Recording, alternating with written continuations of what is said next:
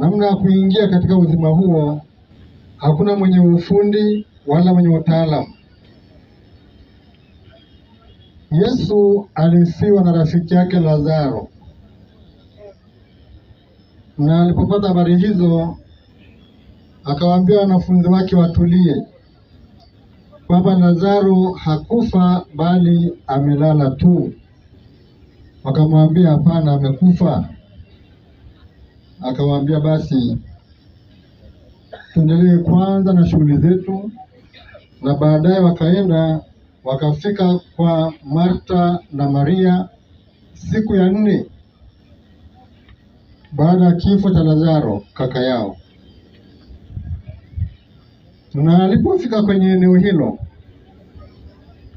Marta alimlaki Yesu akimwambia, Bwana, kama ungalikuwapo hapa, ndugu yangu hangalikufa. Lakini hata sasa najua ya kuwa yoyote utakayomuomba Mungu, Mungu atakupa. Yesu akamwambia, ndugu yako atafufuka. Marta akamwambia, najua ya kuwa atafufuka katika ufufuo siku ya mwisho. Yesu akamwambia, mimi ndimi huo ufufuo na uzima. Yeye aniaminie mimi, ajapokufa atakuwa anaishi, naye kila aishie na kuniamini hata kufa kabisa hata milele. Je, unayasadiki hayo? Akamwambia, naam Bwana, mimi nimesadiki ya kwamba wewe ndiwe Kristo, Mwana wa Mungu, yule ajaye ulimwenguni. Neno la Bwana. Ni kutoka Injili ya Yohane sura ya 11 aya 21 hadi 27.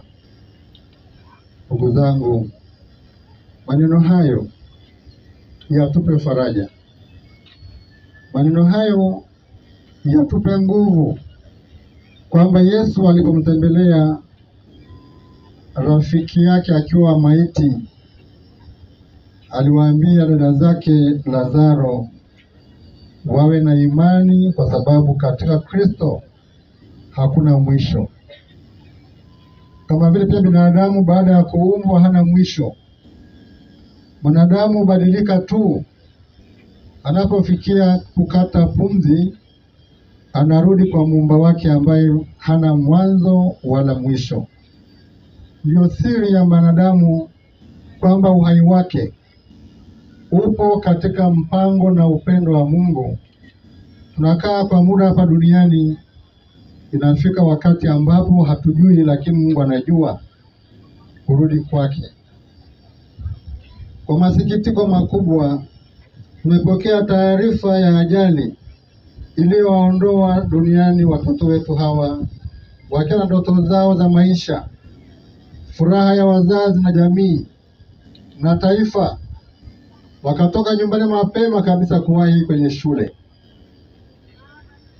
Ni huzuni kwa wazazi, ni huzuni kwa familia, kwa walimu. Tumepata huzuni ya pekee, lakini yote hayo Mungu ameumba uhai na mauti. Saa yote na muda wote tunaondoka, na ndiyo tunafundishwa na mafundisho. Ukiamka asubuhi usitegemee utafika jioni. Katikati yake hapa sisi saa yote ni mauti watarajiwa. Wazazi waliwaandaa watoto wao kuelekea mashuleni, lakini kumbe wanawaandaa kwenye kifo. Ilivyo mwanadamu, hakuna anayejua yeyote, ila saa yote sisi ni maiti watarajiwa.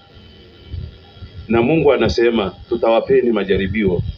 Haya majaribio ni ya kuondokewa na watoto wetu, ima mali zetu, lakini cha kusema muhimu, sisi ni wa Mungu na kwake yeye tutarejea.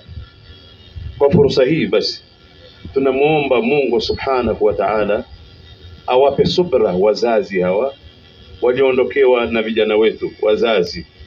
Kuna mmoja ameondokewa na watoto wake wawili, hana tena mtoto mwingine, lakini Mungu ni mwingi wa rehema, atawapeni na atatupa. Yeye ndio alitupa na yeye ndio akachukua. Kwa hiyo tuwe na subra ya hali ya juu.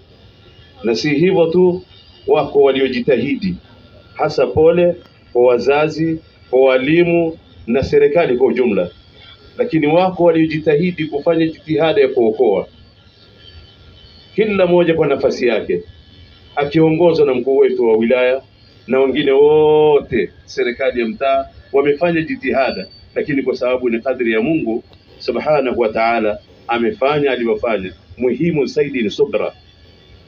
Baada ya hayo vile vile si hivyo tu, tunamuomba Mungu subhanahu wa ta'ala ajalie tuwe na subra. Semeni amin.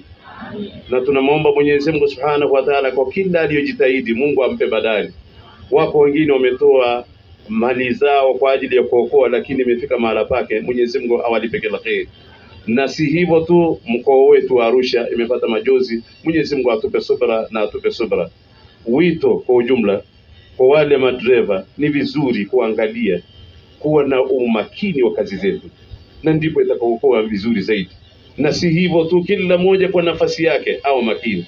Na hii inawezekana kwamba ni matendo imekuwa mabaya, imekuwa hali imekuwa mbaya kwa vijana wetu namna wanavyofanya. Kwa hiyo hii imekuwa darasa, turejee kwa Mungu subhanahu wa ta'ala ili tupate amani na salama. Tunamwomba Mwenyezi Mungu subhanahu wa ta'ala ajalie kheri, awape subra wazazi na wale waliofanya jitihada, akiwepo mkuu wetu mkoa na wote waliojitahidi, serikali ya mtaa, wenye viti wote. Mungu awajalie kila kheri, madiwani na kwa ujumla.